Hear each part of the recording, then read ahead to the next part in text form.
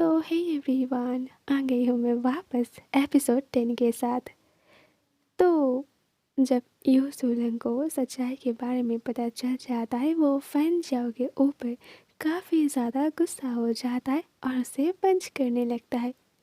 Fan जब ज़मीन पर गिर जाता है, यू उसके सामने आता है और कहता है, क्या तुम मुझे एक बात ट्रांसलेट करके बता सकते हो? If a bodhisattva doesn't fall into sin, then track them down.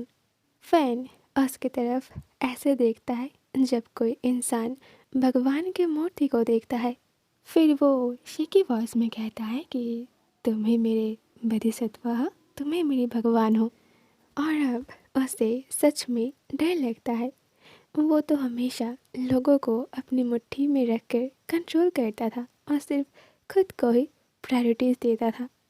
लेकिन आज इस वक्त यू के सामने वो खुद को गुनहगार मान रहा था, क्योंकि उसने तो गलती किया है। उसे दूसरों के साथ गेम खेलने में अच्छा लगता है और इस बात को लेकर वो खुद भी मजाक करता था कि किसी न किसी को तो हिल में जाना ही होगा, नहीं तो हेवन ठीक कैसे रहेगा। तभी पीछे से उन दोनों को सी लिहुआ का आवाज़ आता है।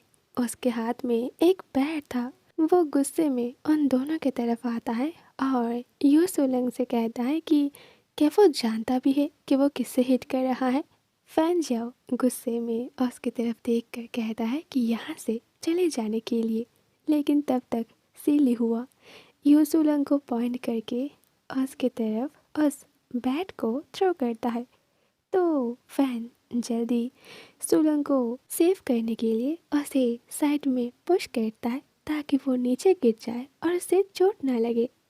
इधर सी लिहुआ ने नोटिस नहीं किया था कि वो पर्सन यू सुलंग था, तो वो जल्दी से कहता है कि अब वो उन दोनों के बीच नहीं पड़ेगा और अगर वो गलती से आ भी गया तो फैन जाओ उसकी सरनेम बदल देगा।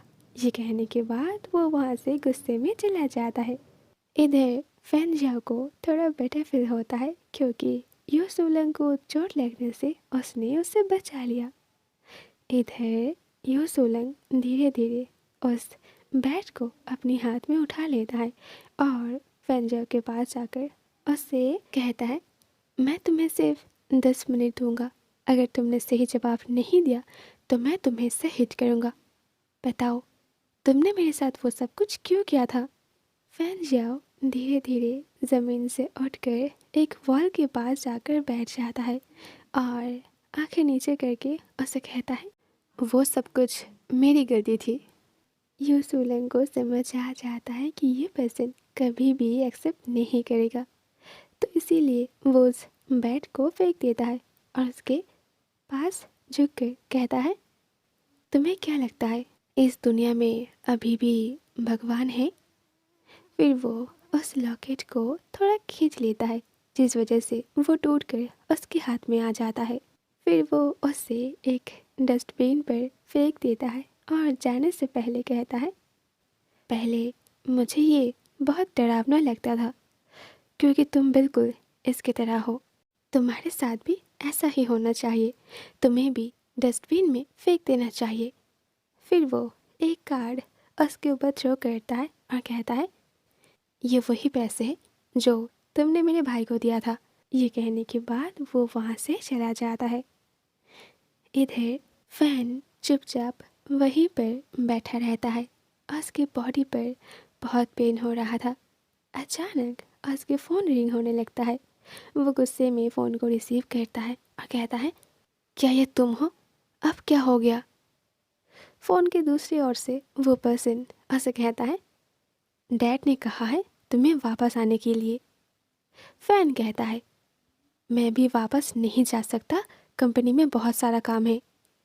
वो पर्सन कहता है, तुम्हें वापस आना ही होगा, क्योंकि डैड ने अब कंपनी को कुछ टाइम के लिए लावेर के हाथ में ट्रांसफ़र करना चाहता है और एंगेजमेंट के लिए तो तुम्हें यहाँ आना ही होगा।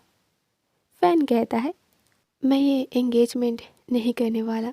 तुम जानते हो कि मैंने सूट को वापस कर दिया है और इनविटेशन भी एल्डर सिस्टर इन लॉ के हाथ में दे दिया है। ये कहने के बाद वो कॉल कट कर देता है और फिर आसमान की तरफ देखकर अपने मन में कहता है कि क्या सिर्फ मैं ही सफ़र कर रहा हूँ। और लौटूंगी बहुत जल्द नेक्स्ट पार्ट को लेकर। सी यू सून, टाटा।